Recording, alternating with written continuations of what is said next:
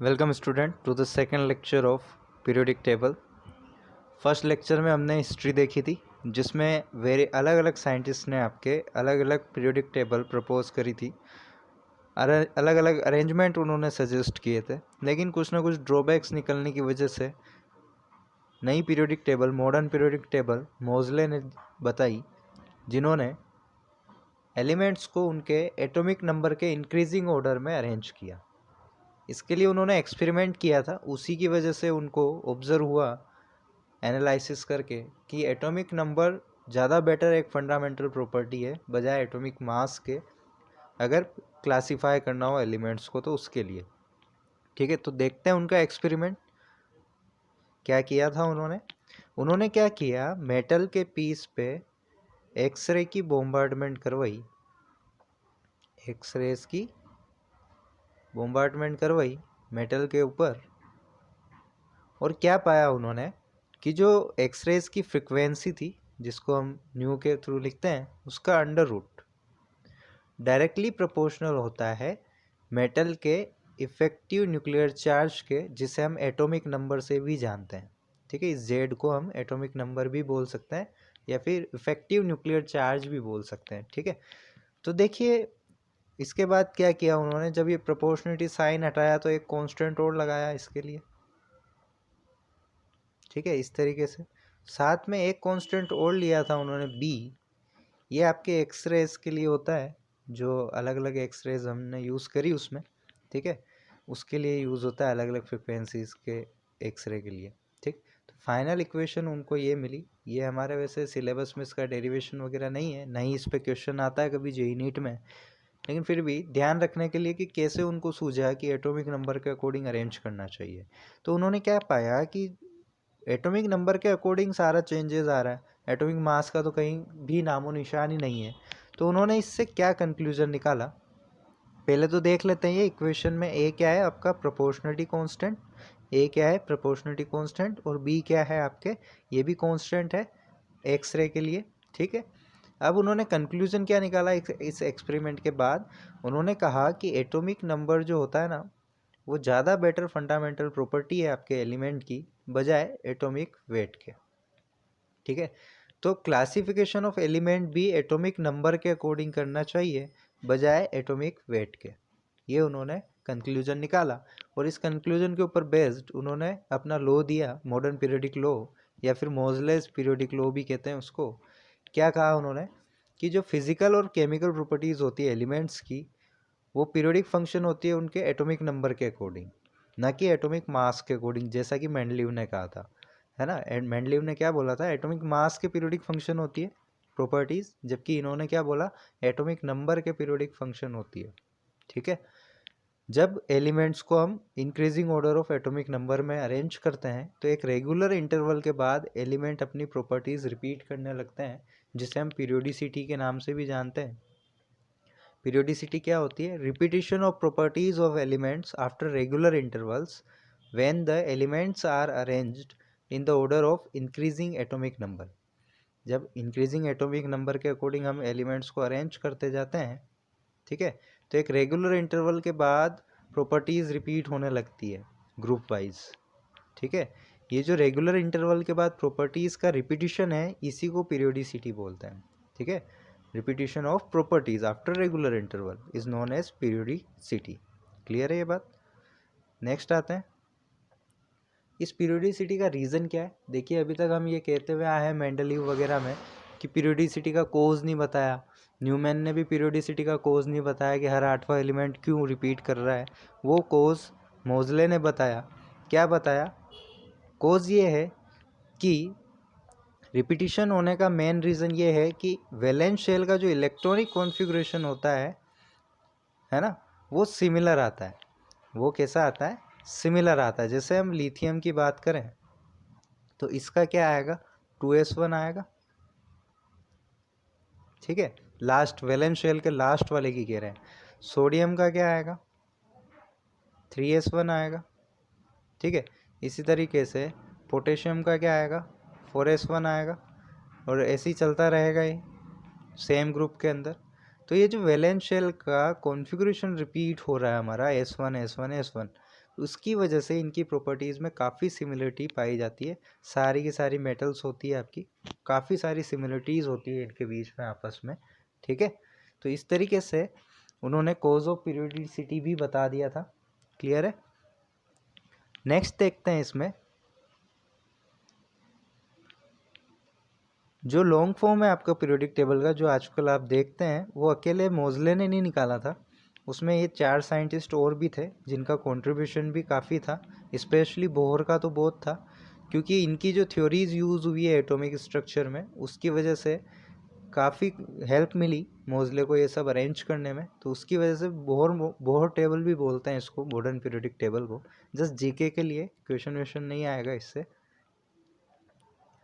अब जो modern periodic table है उसका क्लासिफिकेशन किस तरीके से किया गया है, देखिए उसको हॉरिजॉन्टल रोज और वर्टिकल कॉलम में एलिमेंट्स को अरेंज किया गया है, जिसमें से हॉरिजॉन्टल रोज को हम कहते हैं पीरियड्स, ठीक है, हॉरिजॉन्टल रोज को हम कहते हैं पीरियड्स, और वर्टिकल कॉलम्स को हम कहते हैं ग्रुप्स, ठीक है। हॉरिजॉन्टल ये वाली, वर्टिकल ये वाली, ठीक, इनको हम क्या कहेंगे, पीरियड्स और ग्रुप। अब पीरियड्स लेते हैं, सबसे पहले कितने होते हैं, 7 पीरियड्स हैं मॉडर्न पीरियोडिक टेबल में टोटल, जिनकी नंबरिंग किस तरीके से की गई है, 1 2 3 4 5 6 7, ठीक है। इस तरीके से 7 पीरियड्स निकाले गए है ना। First period, second period, third period, इस तरीके से चलेगा, पूरा 7 तक चलेगा। इस तरीके से 7 पीरियड्स अरेंज किए गए हैं, ठीक है, 1 बाय 1, जो हॉरिजॉन्टल रोज होती है वो, ठीक। इनकी कैरेक्टरिस्टिक्स क्या होते हैं वो देख लेते हैं। हर एक पीरियड के अंदर सीरीज ऑफ एलिमेंट्स होते हैं जिनका वैलेंस शेल कैसा होता है, सेम होता है।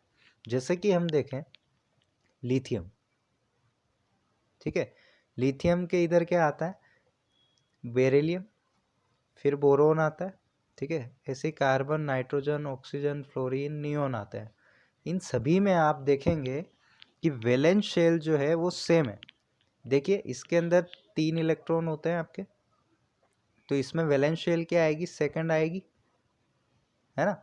इसके अंदर 4 होते हैं, इसमें भी वैलेंस शेल क्या आएगी, सेकंड ही आएगी। फर्स्ट में 2 इलेक्ट्रॉन भरने के बाद बाकी इलेक्ट्रॉन सेकंड शेल में फिल हो रहे हैं हमारे पास, है ना। ये सब शेल्स है। सिमिलरली इसमें भी बाकी के 3 इलेक्ट्रॉन 2 फर्स्ट में भराने के बाद सेकंड शेल में ही फिल होंगे। इसमें भी बाकी के 4 इलेक्ट्रॉन सेकंड शेल में ही जाएंगे। इसके बाकी के 5 इलेक्ट्रॉन भी सेकंड शेल में जाएंगे, सिमिलर चलता रहेगा। और ये 10 इसका एटॉमिक नंबर होता है नियोन का। तो देखिए 2 तो फर्स्ट शेल में भरा जाएंगे, बाकी के बचे हुए 8 भी किस में जाएंगे, सेकंड शेल। तो देखो सभी में शेल सेम है आपकी।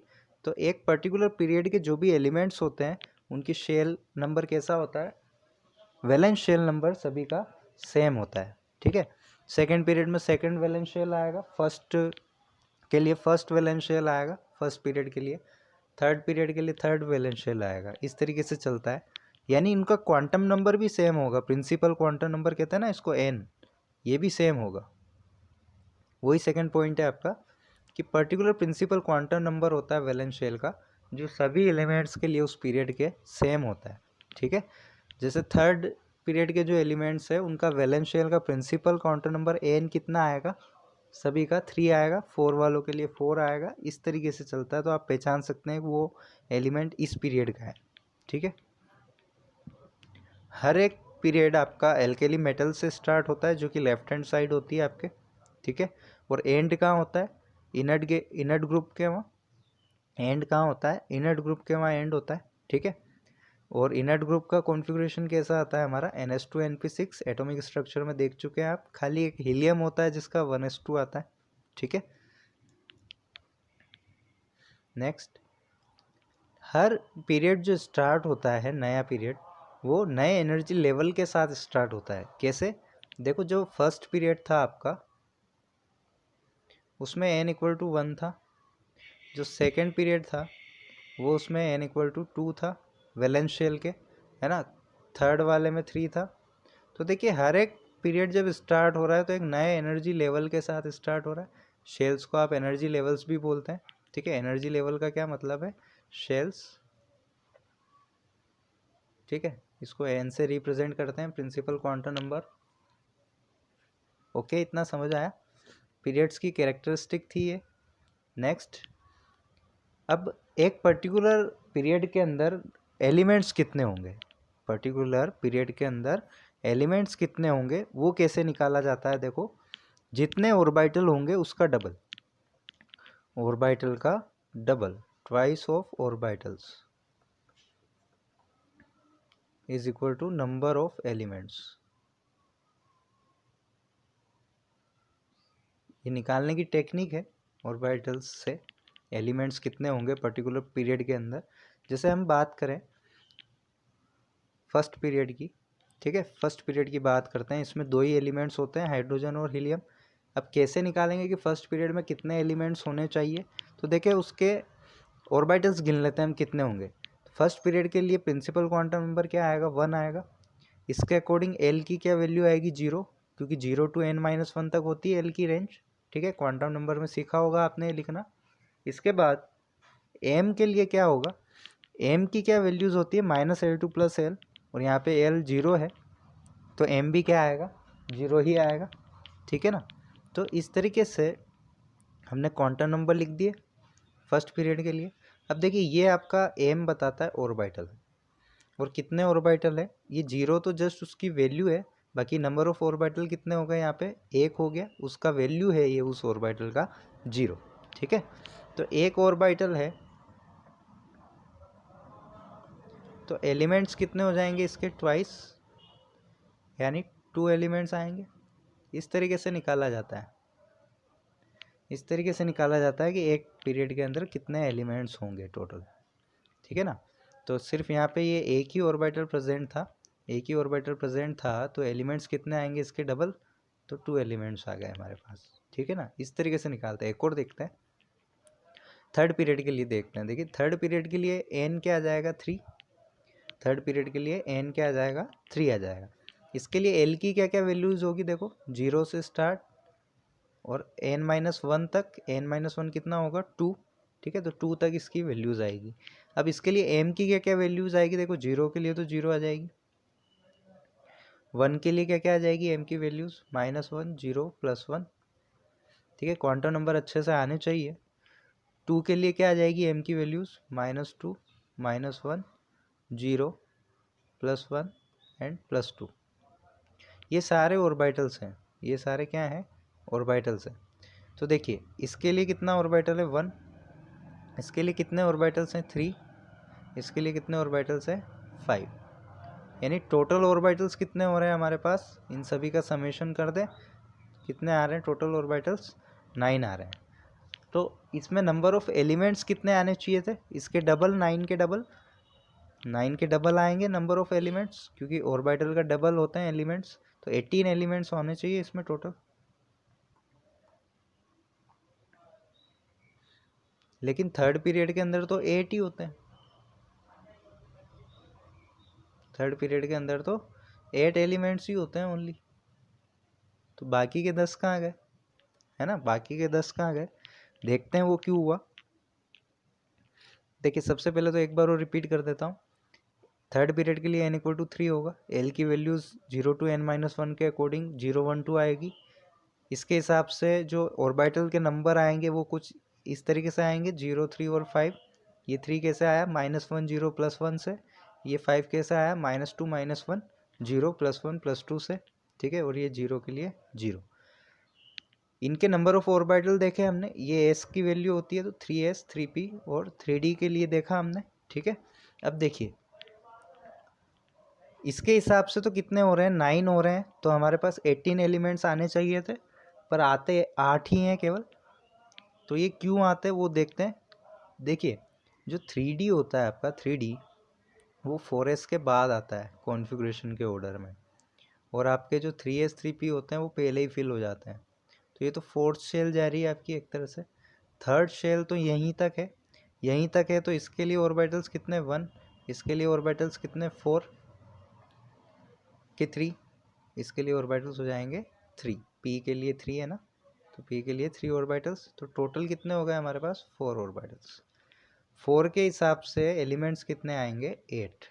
तो ये रीज़न होता है कि थर्ड पीरियड के अंदर 8 एलिमेंट्स ही होते हैं क्योंकि जो 3D है आपका वो 4s से ज़्यादा एनर्जी रखता है, तो वो तो वहाँ फिल होगा, थर्ड पीरियड तक वो फील ही नहीं होगा, इसकी वजह से, है ना। तो ये रीज़न लिखा हुआ है कि जो एनर्जी लेवल है 3D का वो हायर है 4s से, तो वो तो बाद में फिल होता है, तो उसकी वजह से केवल 3s और 3p वाले ऑर्बिटल्स ही हम काउंट करते हैं।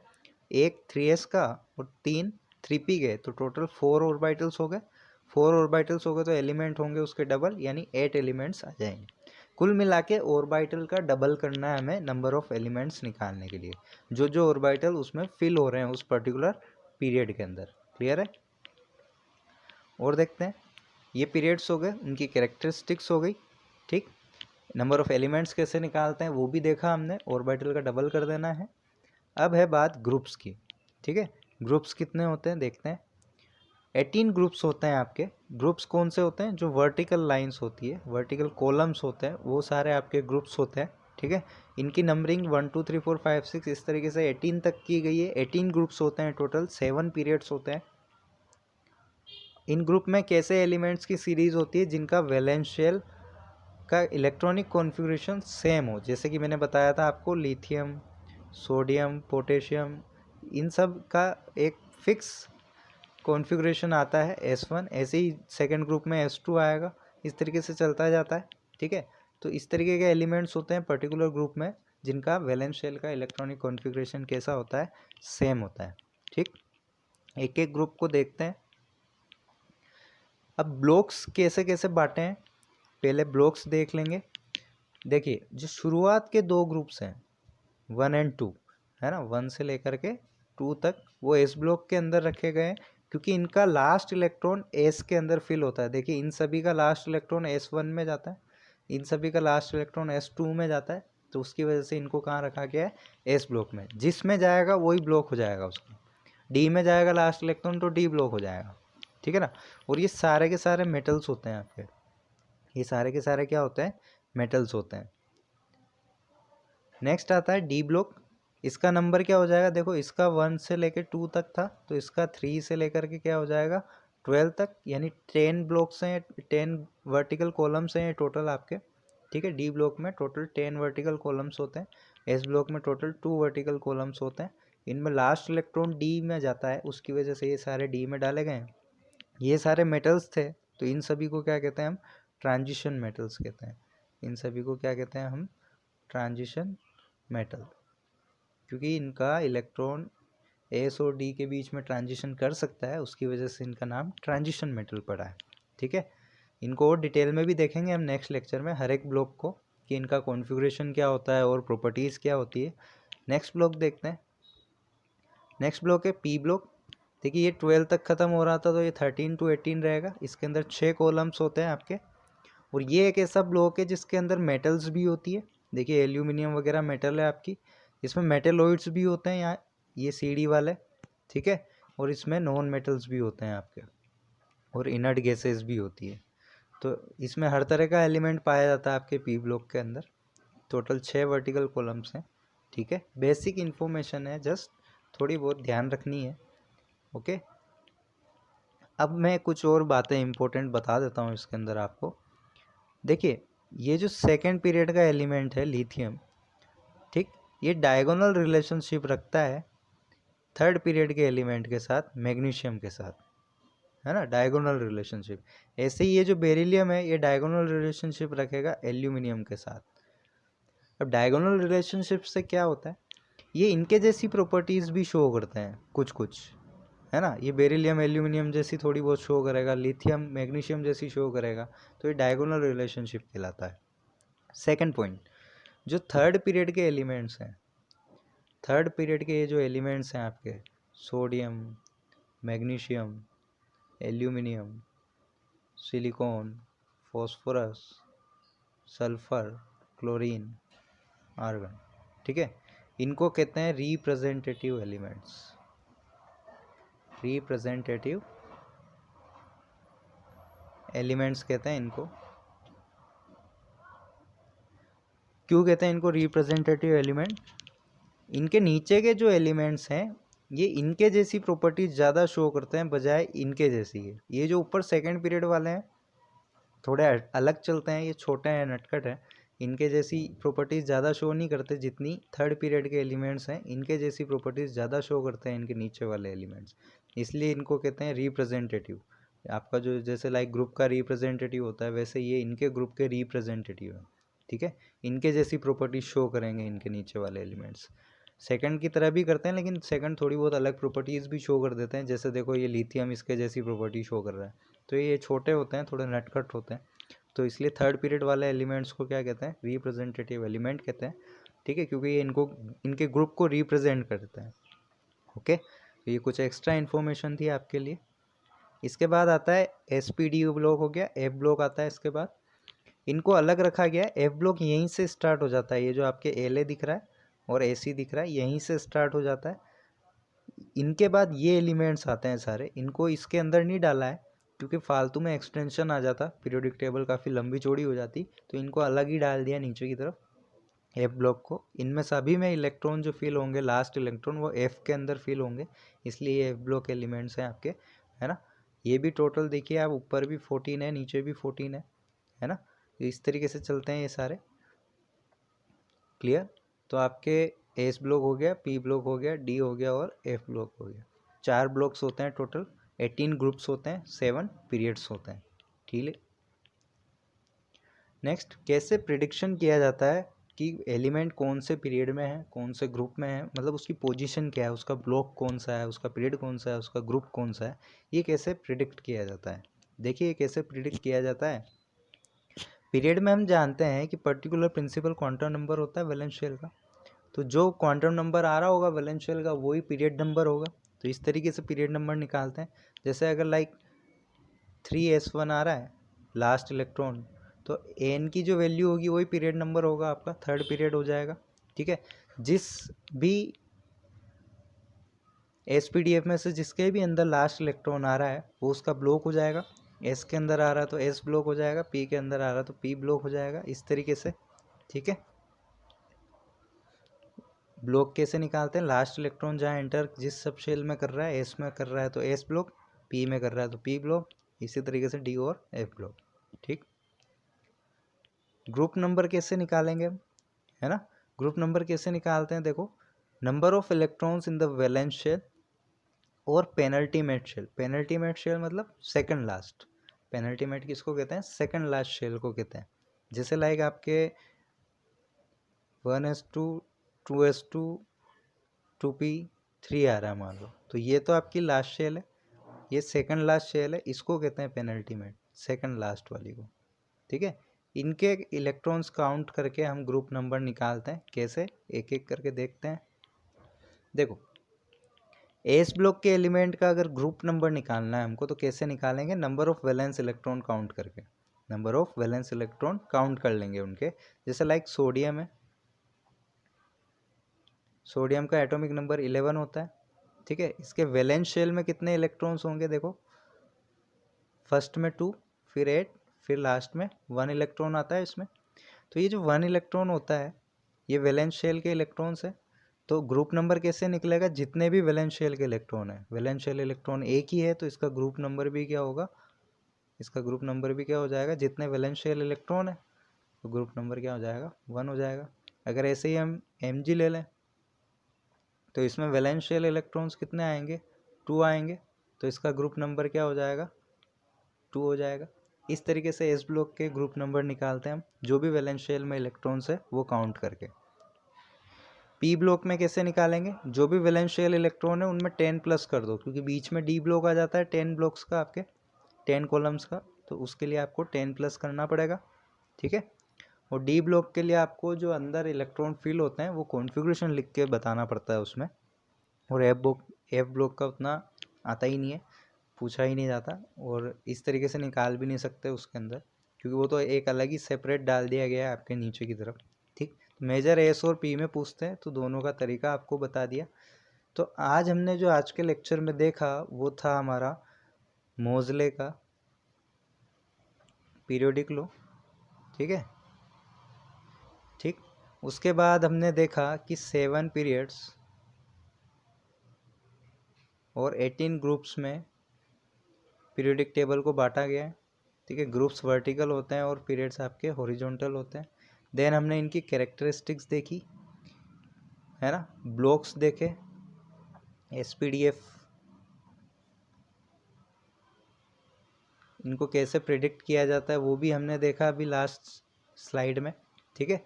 तो इस तरीके से आज का लेक्चर था हमारा, और आई होप समझ में आ गया होगा सभी को। नेक्स्ट लेक्चर में हम हर एक ब्लॉक का डिटेल देखेंगे कि हर एक ब्लॉक की और क्या प्रॉपर्टीज़ होती है। Thank you.